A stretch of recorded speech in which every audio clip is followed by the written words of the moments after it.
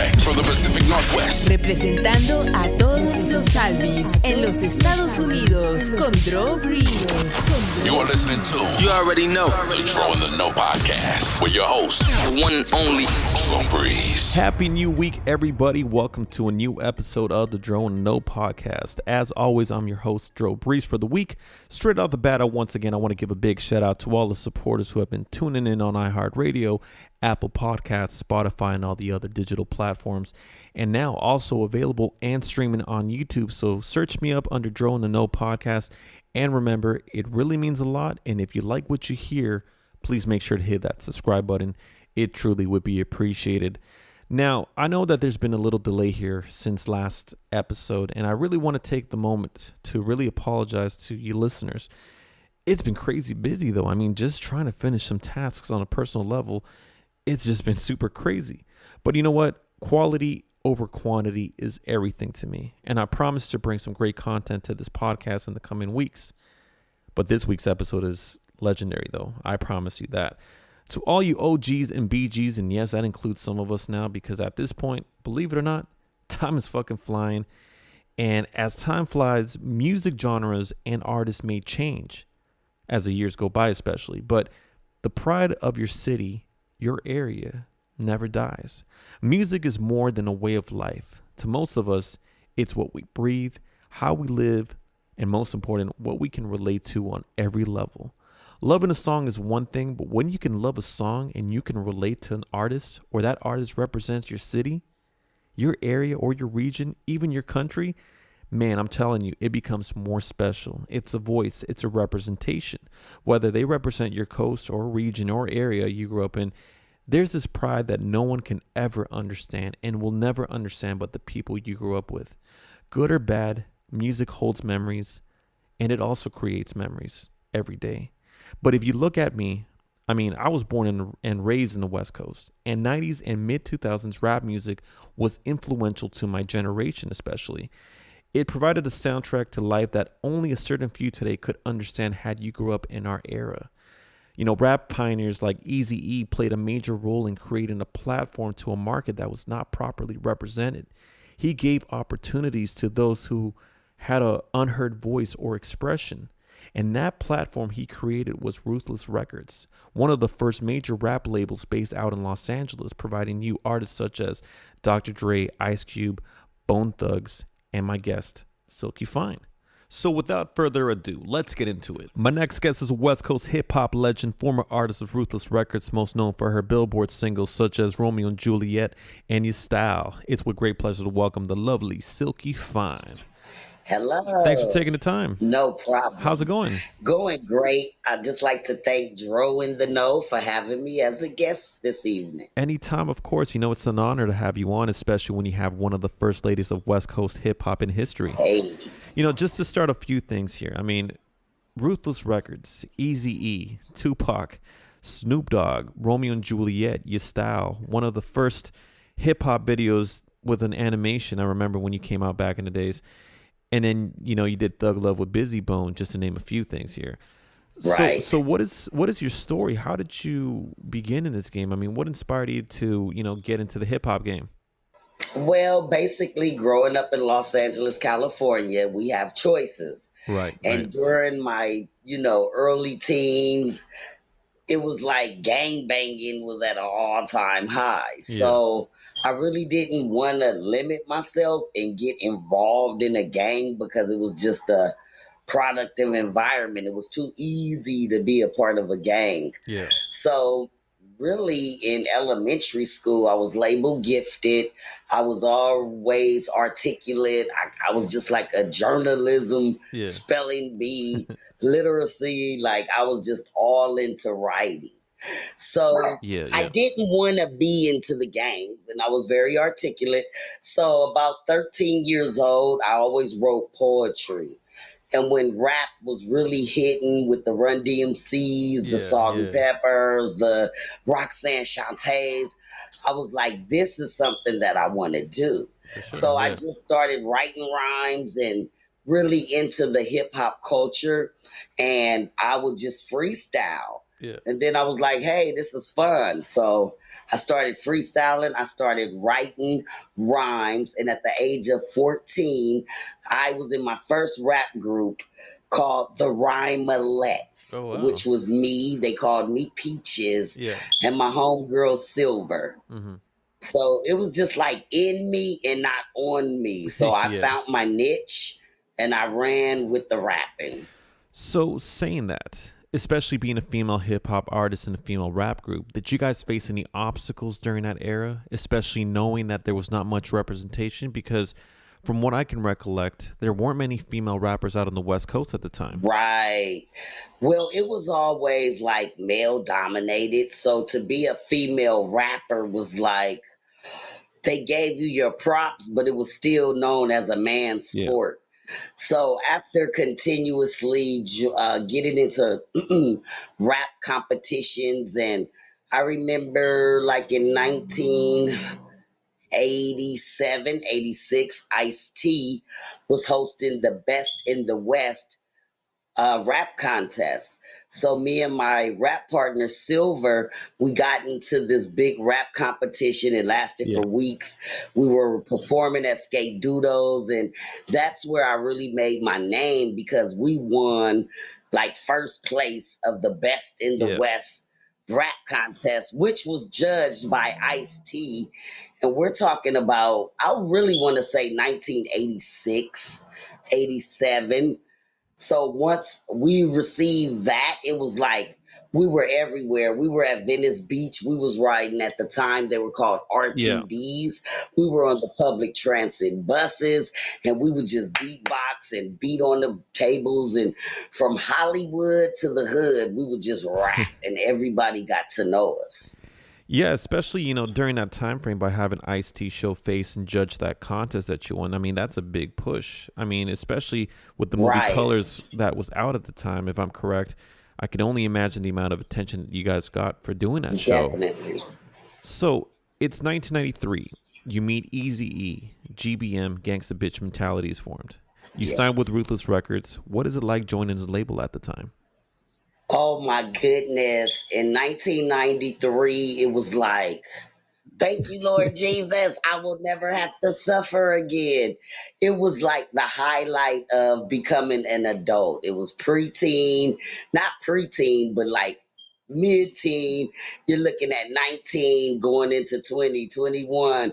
It was just like the best feeling ever to come from the west side of Los Angeles and to make it to Calabasas, Woodland Yeah. Hills. It was like a dream.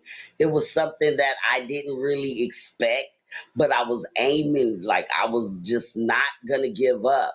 So when I received that group deal, like you couldn't tell me nothing was going down. It was all Yeah. going up.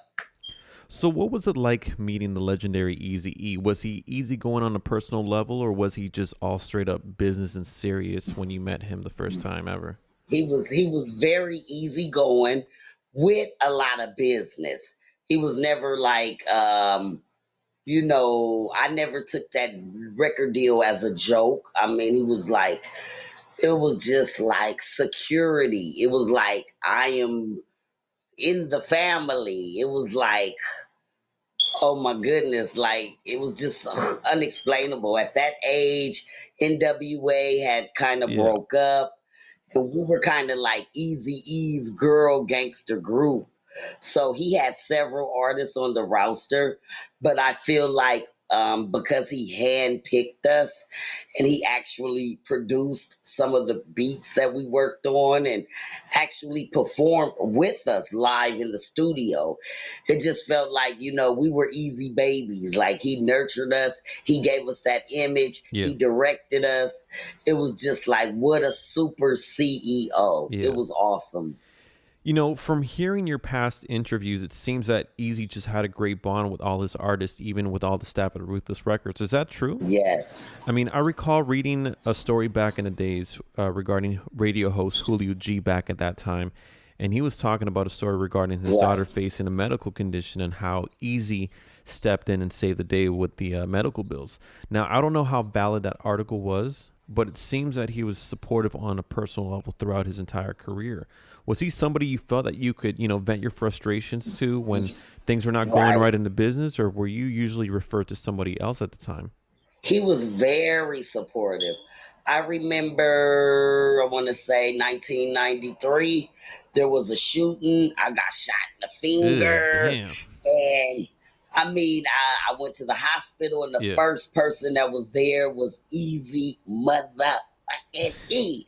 And I mean, it just was like, wow, he took time out of his schedule to like show up at the hospital to no make doubt. sure everything was right. My surgeries, everything. And at the time, my child's father passed away, and Eric paid for his round trip ticket to fly back to Maryland, hotel rooms. I want to say back in 93, he bought my baby father's round trip hotel and put $5,000 in his pocket. And I'm looking at Easy like, he not in the group. He's not with Ruthless, and it ain't coming out of my budget. But he was like, no, I'm doing this from the heart. He was like, he needs to fly back and see his father get buried. And I just thought that was so compassionate. There was so much compassion for a man who really had his hands full. He had his own children, but it was just like, oh, is that what's happening? I got it. And he would like not talk a lot. He would just make things happen.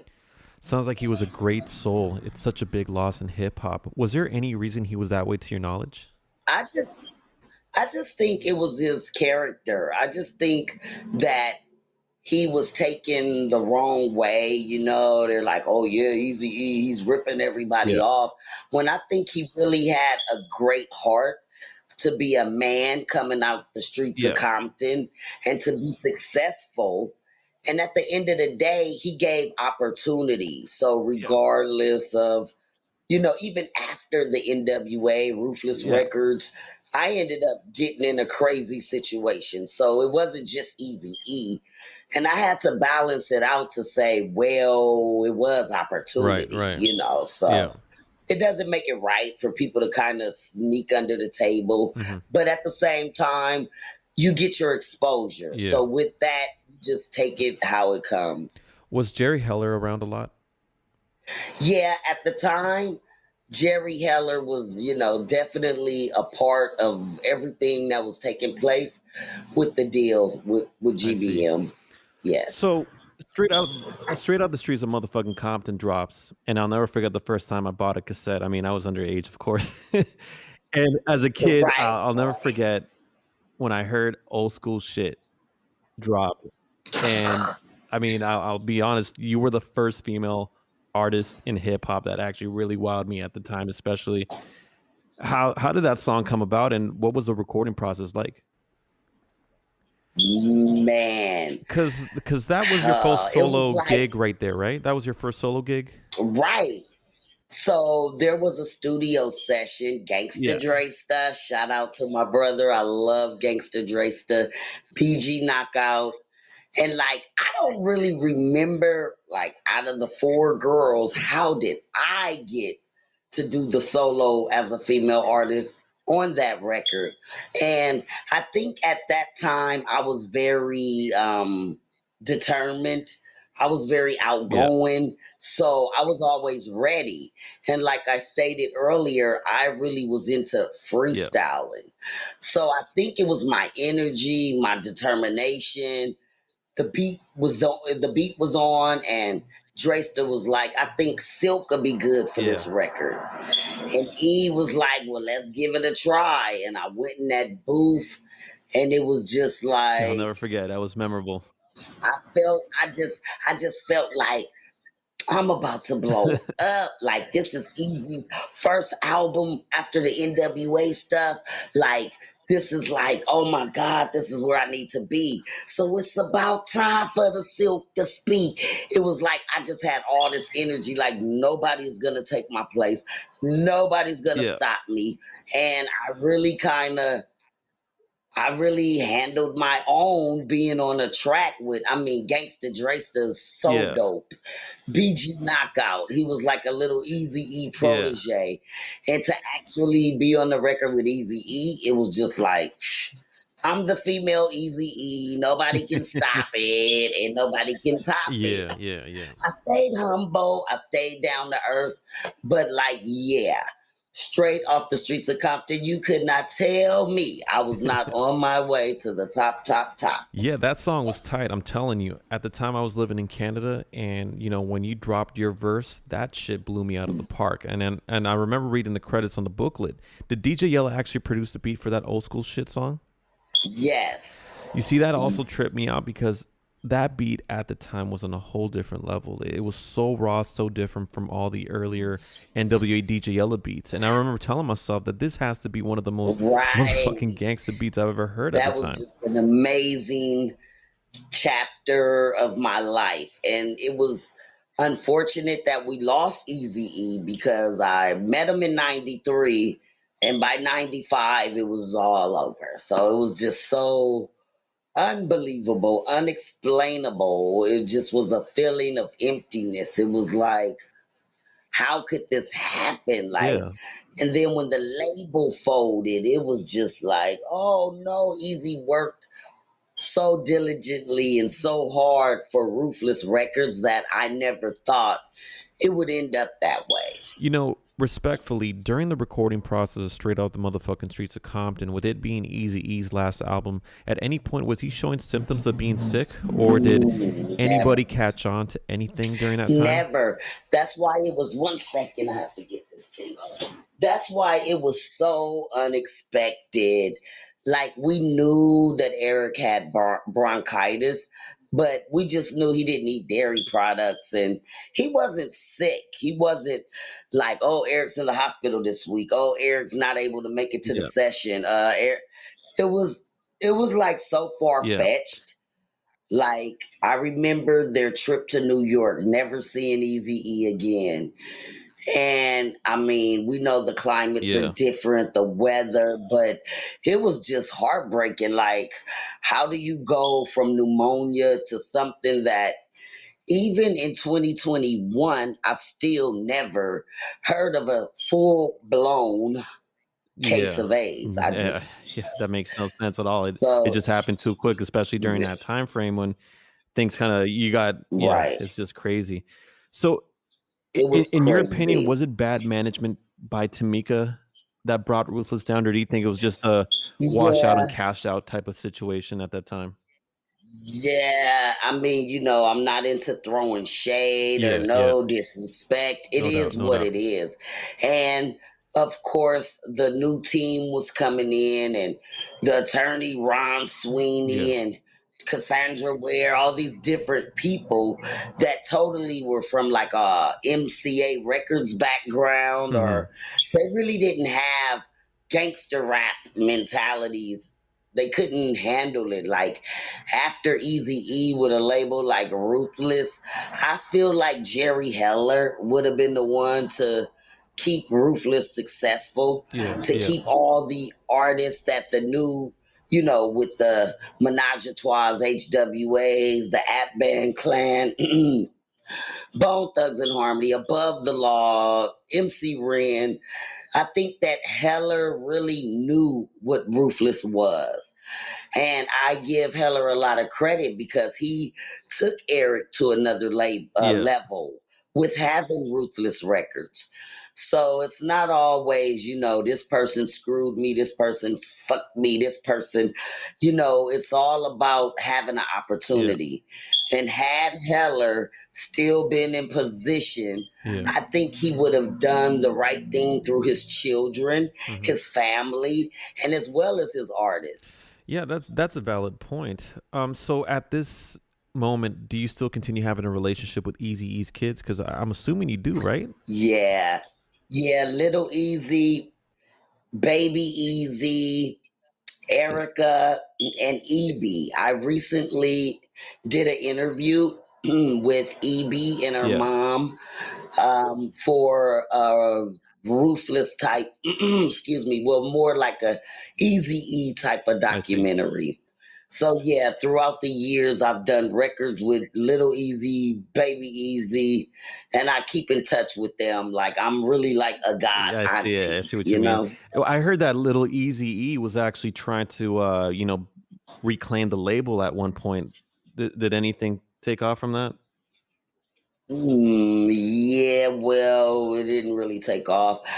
There was a couple of years ago, I want to say maybe 3, 4 years ago, they were talking about this new Yeah. Ruthless, and I believe shouts out to Big A. I believe that he was being a part of trying to get this new Ruthless thing going, but it just didn't manifest. It turned into Ruthless Buds. Ruthless, is just Yeah, the yeah. name. Rich Ruthless.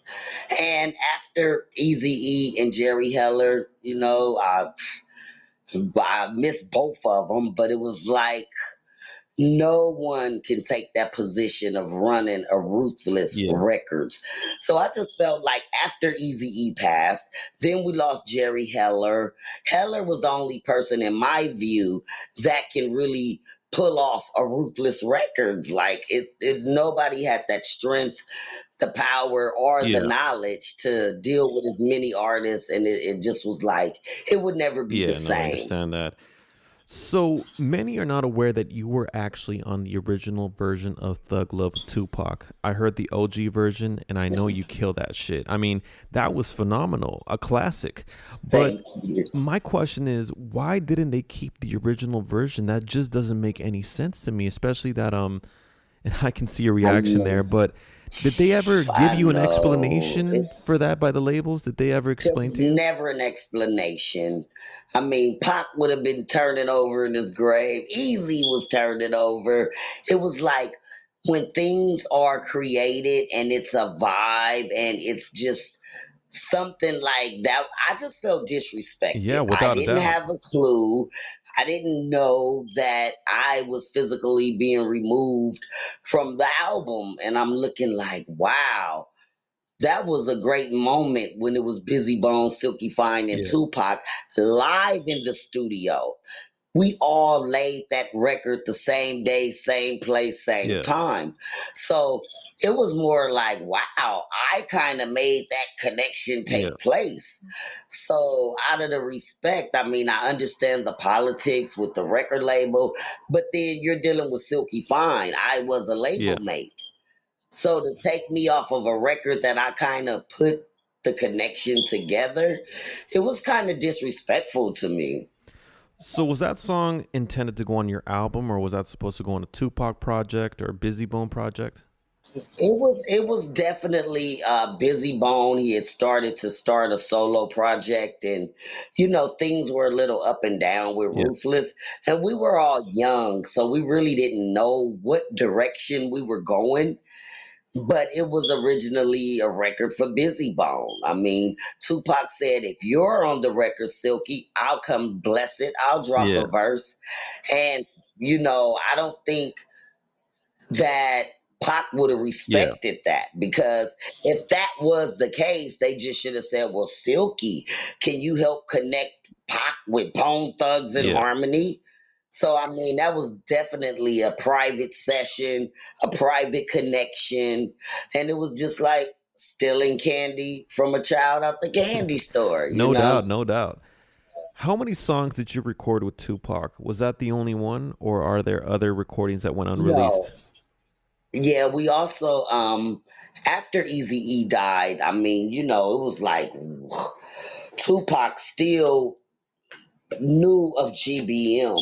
So through a very close friend, Shari Yeah. Henry, she was very close with Tupac. And I always have to give Shari Henry much love, much respect. She was always like a missing link to make the Yeah. link click. So Tupac was working on a project, And Shari was like, yo, Pac is in the studio. And I got him to like put GBM on a record. And I was like, oh my God. So we got to the studio. It was T-Ski, myself, and Diamond.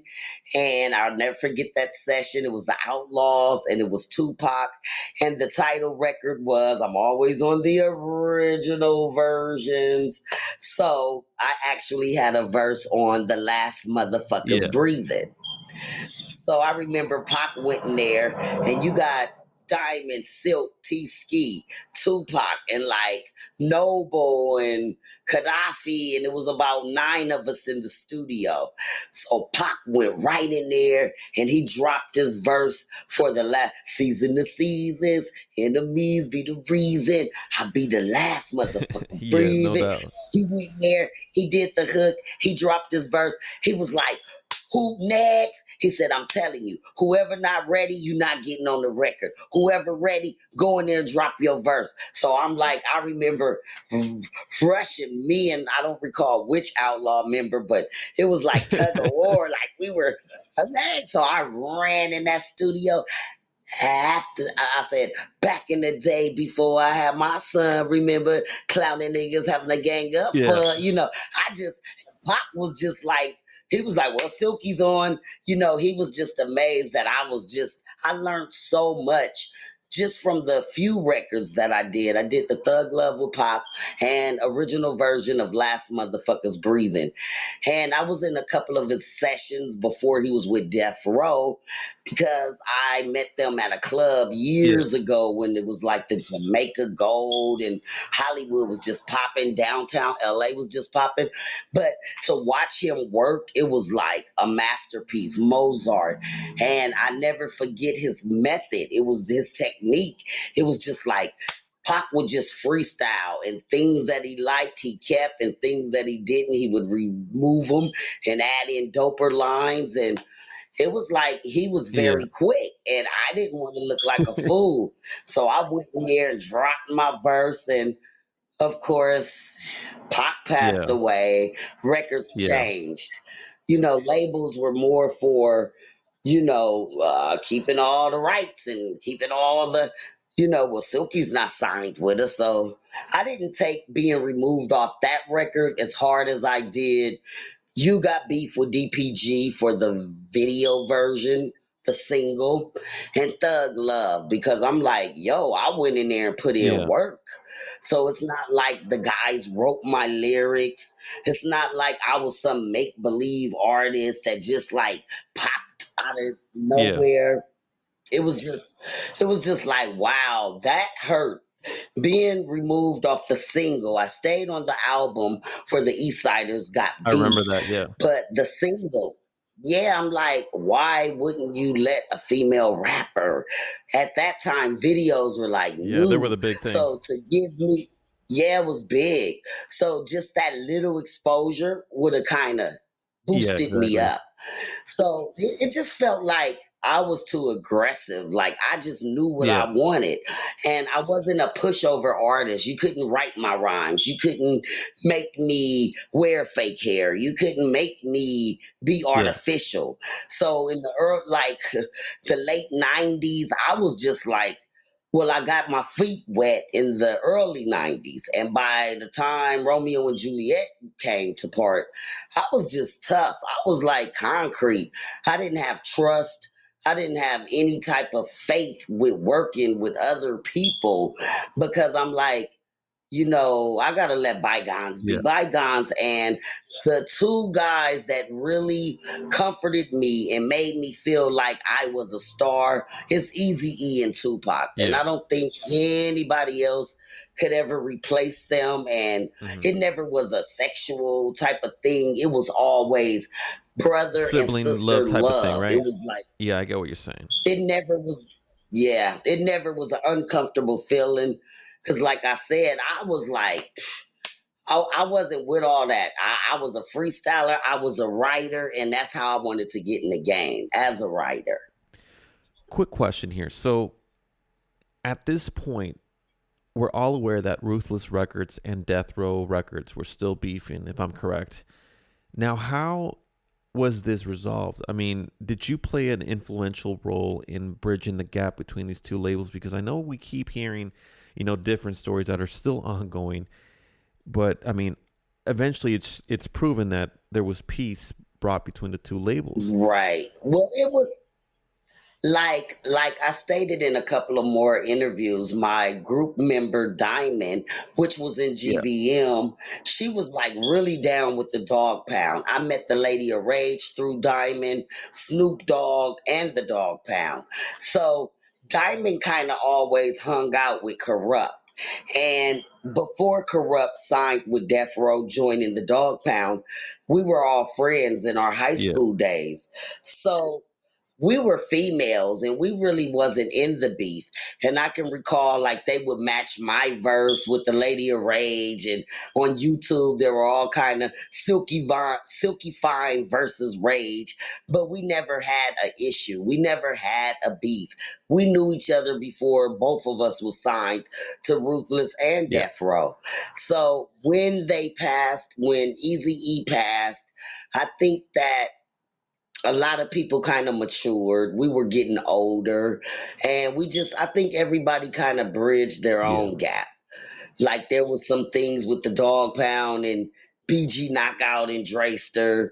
And then later on, it was like, I don't know, they might even done records together, but it was just more like, we're not going to bring this divide and conquer to the West Coast, or we may as well go gang bang and go against That's a good hoods. point. So I think with everyone getting older, maturing, not having Eazy-E, the beef was like really Yeah. over with. Because even when Eazy was in New York, and I recall that he bumped into Ice Cube, and like the Bones were like, he was so happy. Like we felt like a reunion was definitely gonna In the making, happen. right? Like definitely it was gonna happen. I remember hearing that. Yeah, but it's like when we lost Eazy-E, it was just like untimely, and a lot of things didn't get to manifest. Just looking back, I know you were just discussing the Got Beef song with the East Siders at that time. On your sophomore album, The Come Up, it comes out and you release the Your Style video featuring Snoop Dogg and Busy Bone. I'm pretty sure that was one of the first digital animated videos I remember seeing at the time. Am I correct? In hip hop? Yeah, that was like, especially for a female artist, like it was the first.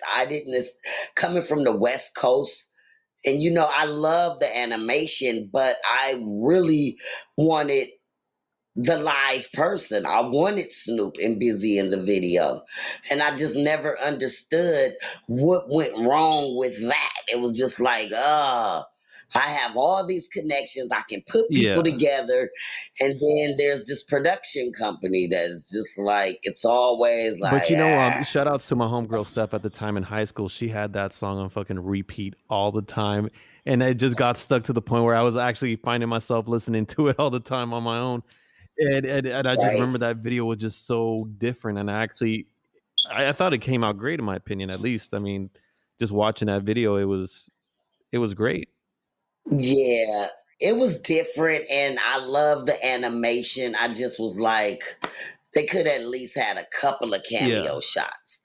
So, I mean, back then that was 2000, about 21 years ago.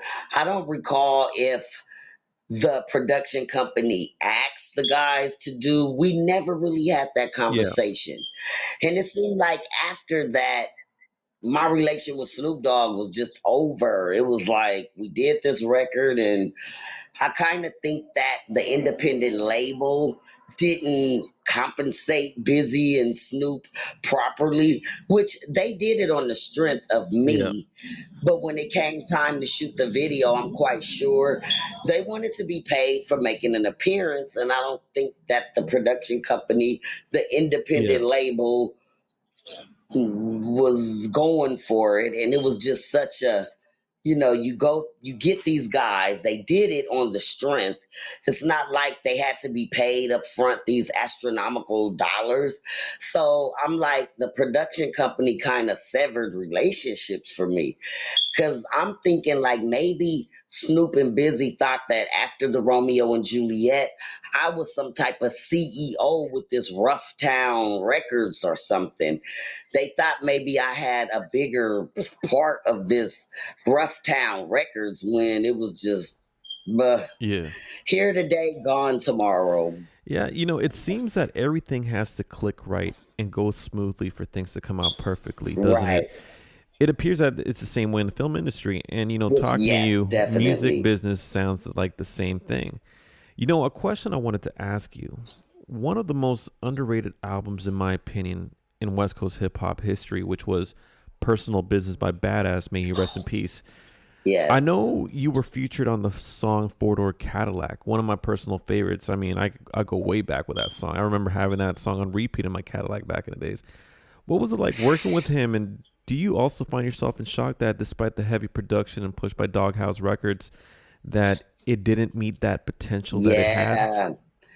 And another person, Badass, that was like my little brother. Yeah. When we first met, I'll never forget, he was dating one of my play sisters, Legacy. Yeah. And we would drive out from Los Angeles to Montclair and the IE, and we picked Badass up. So this particular day, T-Ski was driving. She had this 5.0 that got us literally everywhere. Nice. So it was me, Legacy, T-Ski, and we went to pick Badass.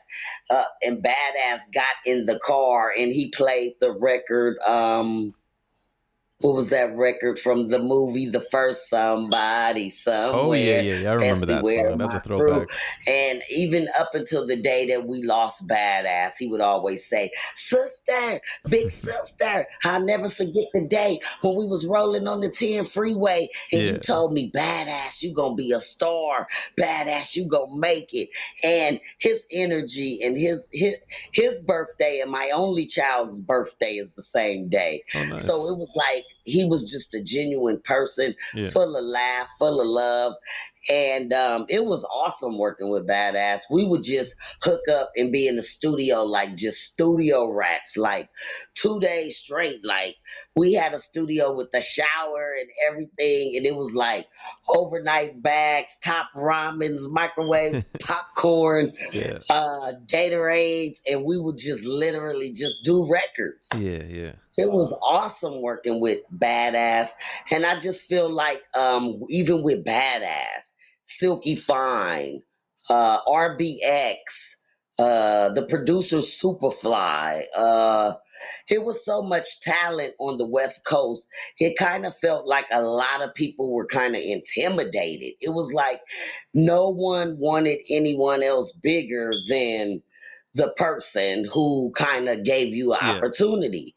And then that's kind of not fair a lot of times because people say, well, I did this for you and it's up to you to go take the ball and run with it.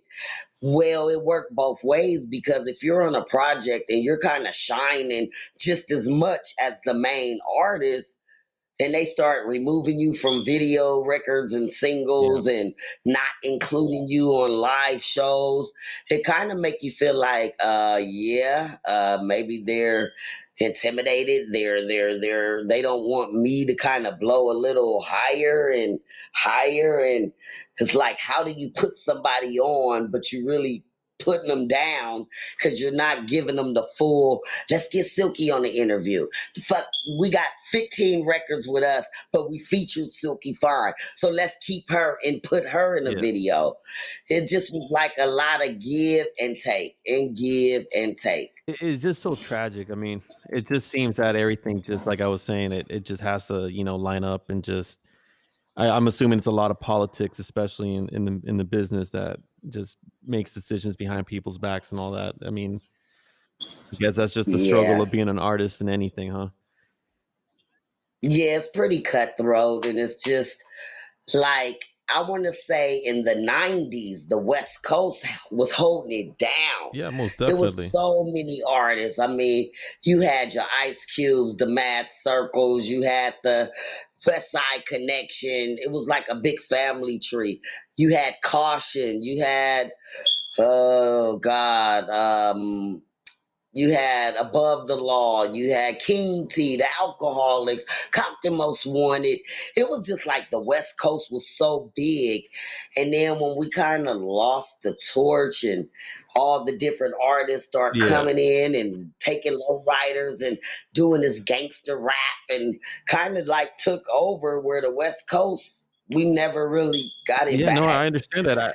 The South is running And it. it's been It's running it like, for quite some time too. I mean, there's been so much talent in the West Coast, and there still is a lot of talent in the West Coast. It's just, I guess, the industry just actually maybe wanted to, push away from that image. I'm assuming just to, in my opinion, and tell me if I'm wrong. I feel like a lot of labels are now into trying to control that artist into what they want them to do. It's more quantity yeah. over quality, in my opinion. Do you agree with that? Yeah, I definitely agree. We had a little more freedom. And I mean, to me, gangster rap never plays out. I mean, it's just that the South, they just do it with a different Yeah. swag, but they're still like talking about the same type of stuff. However, our music, it didn't patronize drugs. Like we had Dope Man, and it was talking about the batter ram coming in and kicking your door in. And now it's like take a Percocet, hey, take a So true. Molly. It's like promoting drug use, and it's And just there was kind more of, meaning to songs back then. When I hear your songs or any artist from that time frame, it felt that there was a lesson that had to be learned. Especially when the West Coast made a comeback in the early 2000s, they brought back that vibe to music. Even the new generation of rappers from LA, they still bring that authenticity. In saying that, March 31st, 2019, Nipsey Hussle's gone down outside of his store from, out in Slauson. The headline brought back a lot of attention to the West Coast, especially from the yeah. media like CNN and all them. Where were you? And what are your thoughts on his impact on the West Coast of today? I felt like Nipsey was definitely a person who was like a little Eazy-E in a Yeah, sense. yeah. He took it from slanging CDs on Slauson and Crenshaw to manifesting into being the artist that he was. He inspired, he started businesses, he gave people opportunity, but he didn't Right. take it away. Yeah. He left his business in the hood feeling like, they had his back and this is what he wanted to do. Yeah. So I always commend him for being a young king and doing such great business deals. And I think that when it happened, it was like a big buzz when it happened. But then like a year later, you don't even hear anything about how did it happen? Yeah. Who played parts in this thing? It's like after the hype, then everything swept under the rug. Crazy but And true. I don't think that it's still justice for Nipsey. Definitely I don't not, think that, even with Badass dying in the Riverside County jails, like everything just swept under the rug. You never really know what happened. Sorry to interrupt you there, but respectfully, in regards to Badass, did they ever release the reason for his cause of death at any point? Do you know? I think the last we heard was like a heart attack or some type of, like, I don't even think they said COVID. Like, it was just the weirdest thing. That was just like unexplainable. You're in your jail cell and they looked at you, you sleep, and then they come back. It was some weird story, like 3 a.m. They were coming to bring him some food, and they realized he was unresponsive. Like, it's a lot of things. I never heard. We're gonna be doing a party Saturday over at Nitty's studio, Frank Nitty, which is very good friends with Badass. So, I mean, this is birthday party. I don't think I'm gonna like ask what's the latest, but I'll probably hear some more talk about it because I'll be around the crew and a couple of the homies that probably have more insight because they're all out in the Inland Empire. So, I kind of just let that go too. I just didn't feel right. I just felt like it was another assassination. Yeah, no doubt, Like no doubt. Eazy-E, Tupac, Nipsey, Badass. That's a lot of And people. then being a female artist, there were times where I was like, I don't want to be in the game no more because sometimes with your growth and with your success Yeah, comes a lot of hate.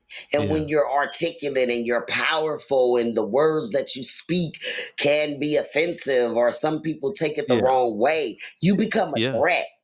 So I kind of was like, You're trying to take a step back and say, I might as well. yeah, Yeah, it was like I don't want to be on the forefront. I started wanting to be behind the scenes smart because I choice. kind of felt like, Yeah. these people would kill me. Like, they No, I don't feel want you. Silky Yeah. to be great. So I have to like reposition myself in a different type of angle. It was just being a rapper, the West Coast, and it's like when you make it big, you have so many people that just greed and envy, Yeah, and negativity is never good for the soul. it's like I don't want to do it. I'd rather just snatch the mic in live And concerts just and yo, give me the mic and rock the crowd because it's a gift.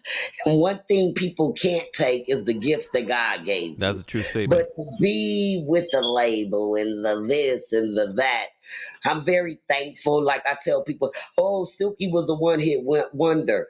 Well, actually, every record from Four Door Cadillac, You Got Beef, Thug Love, Yeah. Wish You Wouldn't Trust Me So Much.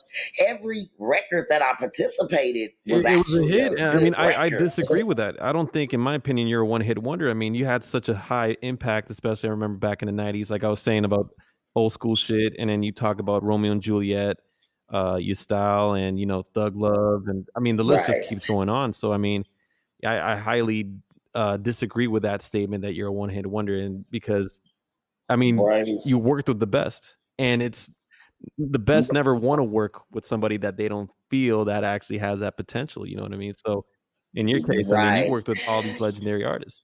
Um, at any point, did Yes. Nipsey ever reach out to you to work with you or for any advice? Did you ever get the opportunity to meet him or anything? No, I never. Nope, I never. My Yeah, homegirl Diamond, she kind of grew up in the neighborhood, and she had a good rapport with Nipsey. Cause Diamond is a really aggressive. She's outgoing. yeah, Shouts out to Ice Girl Diamond. I mean, she just be all in your face, like yeah, what, yeah. I love her energy, and I met Nipsey through Hmm. Diamond, and there were a couple of times we'll roll up to the marathon, and he always welcomed us with love. And we're older than Nipsey, so I'm like, Diamond girl, we like his aunties or something. And Diamond was more persistent and she bugged the hell out of Nipsey. He just laughed at us and but it was always love. I just Yeah, personally, I never had a relation with Nipsey where I'm in the studio and we're chopping it up. I would just buy clothes from the marathon, go up there, smoke a blunt, chop it up, and it was just, a place to just go showing chill love, every huh? now and then. So as of right now, Yeah. are you working on any new projects? Are you working on maybe a documentary or a mixtape or Yeah. album? Yes. I'm kind of thinking about doing because after the long turmoil, me being a member with ASCAP, and as time went on, we had other Yeah, entities. The internet is a great source. I'm with Song Trust, Sound Exchange, all these different um, the avenues that we have to get paid from, which actually ASCAP finally in 2019. Shouts out to Mr. Michael Conception. I yeah. love you, bro. He finally tried to. They were like, well, I've been fighting myself. I was after ASCAP since I want to say 2000 for freaking 19 years. I'm telling these people, like, I never signed a publishing agreement. Why am I not getting my credit? Finally, after 19 years, ASCAP required that the grand jury production company present some type of agreement. and they didn't have it. I mean, they threw ASCAP off. Oh, it's in storage. Oh, it's in the files. Like they never transferred it to computer disk or so. After 3 months, ASCAP gave the grand jury, Michael Conception, the people in charge, they gave them 90 days to present a contract with my signature, and they couldn't do it. So finally, Michael Conception told them, Lamar Johnson, Yeah. which is me, she is the rightful owner. She deserves her publishing. She wrote all the stuff on her record. We don't have an agreement. So for the height of the record, they took all the publishing for many, many years. So when I got the okay, yes, I knew I was the Yeah. rightful owner. So I'm thinking of, for the end of the year, I'm thinking of dropping a Sylk-E Fyne greatest hits, What's up? where I'll take some of the best records and just drop a greatest Yeah. hit album. Now that all my publishing is straight, I'm working on a book that's really like the Romeo and Juliet hip hop broke my heart love story, and it'll follow with a Yeah. documentary, because I feel like even though it was just people know of me as Romeo and Juliet, the big hit single, there was a whole lot of ups and downs, and how I'm thankful that I didn't freaking go crazy. I didn't become a drug addict. I didn't, because a lot of people, they can't handle being number one on the Billboard, to going down and having to ride the bus and losing your townhouse. And, so I have so many, like, I'm a motivational speaker. I go to a lot of events. I used to be able to go to juvenile halls and talk to young girls and try to tell them, like, don't sell your body. We have a problem with teen trafficking, prostitution. So definitely the book will be completed. It's like every time I think it's the end of the chapter. So my mom was like, you're just doing an autobiography. You'll probably put it out when you're dead. Like, every day, you always got a new chapter, because it's like it's a never ending story. But definitely a book. And I've been talking to a couple of film producers that are interested in really shooting a documentary, from me leading them from the first deals to Ruthless Records, to working with everybody, to Romeo and Juliet, to Your Style, to going back to work, going back to school, getting a bachelor degree. That's and what's just up. being I mean, you're happy. into a lot of positive vibes, Right. and that I love that. I mean, especially knowing, like I said, Yes. you're a hip hop legend, especially from the West Coast. I mean, I'm born and raised on the West Coast, and it's just you can't make a list. Thank You can't make a you. list with all these artists like Snoop Dogg's and Eazy-E without adding, Sylk-E Fyne, one of the first female hip hop artists from the West Coast to really bring it down. I remember that.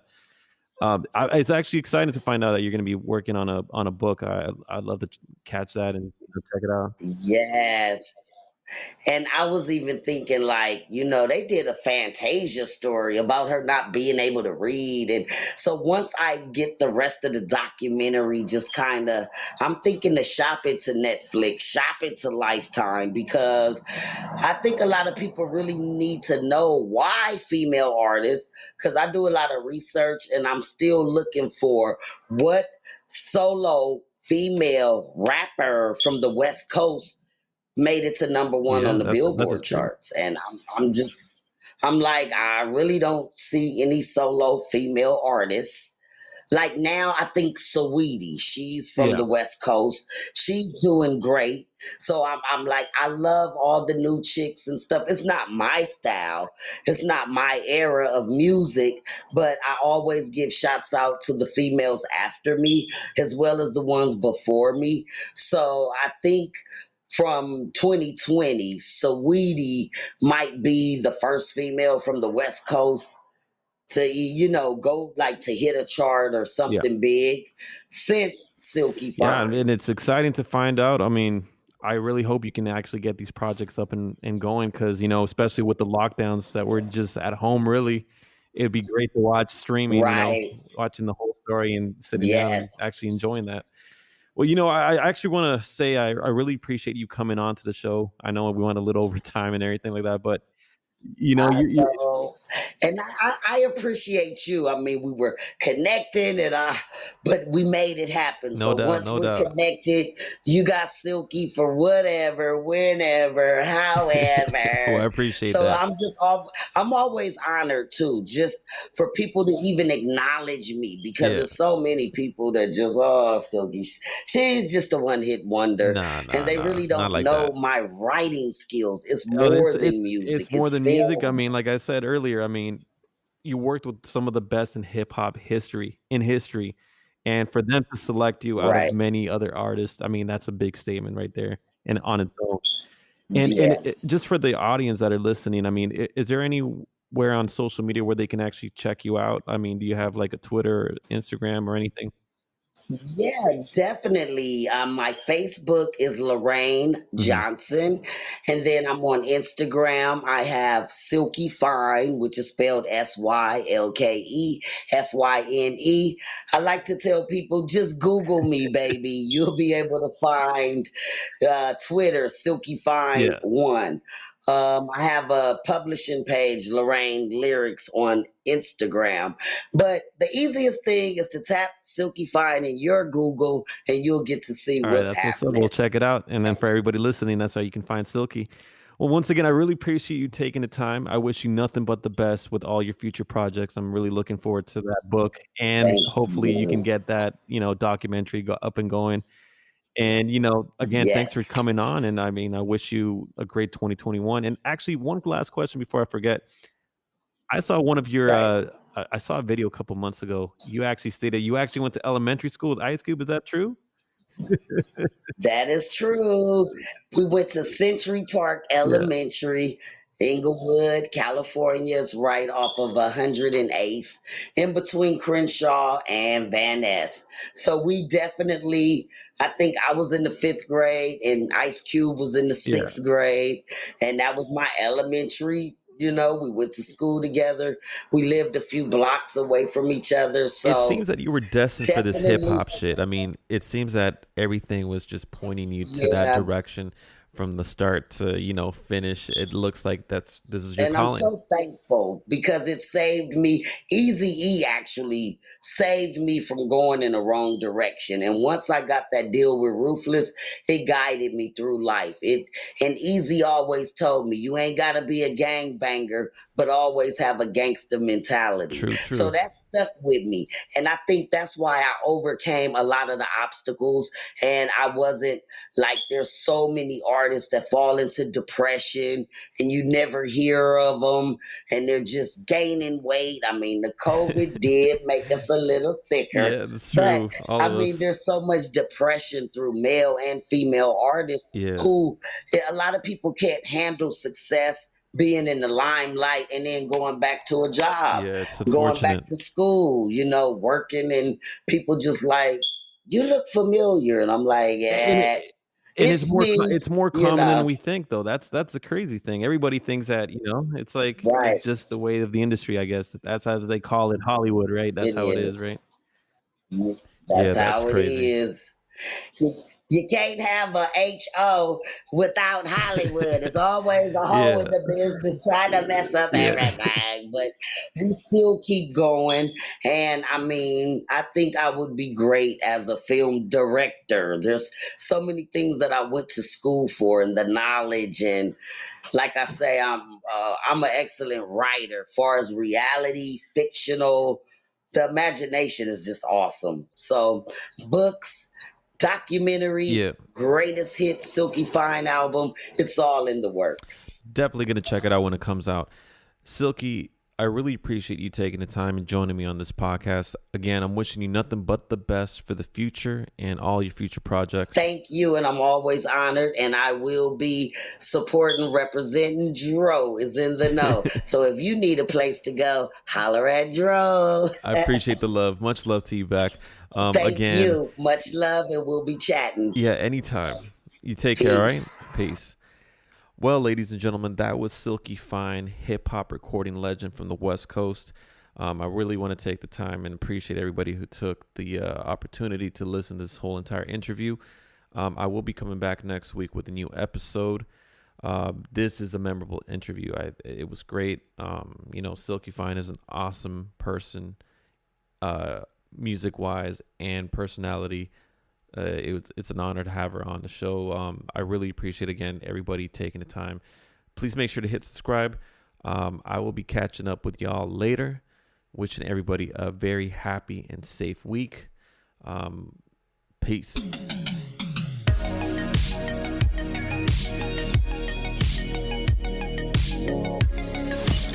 Broadcasting live and direct from the Pacific Northwest. Representando a todos los Alvis en los Estados Unidos con Dro Breeze.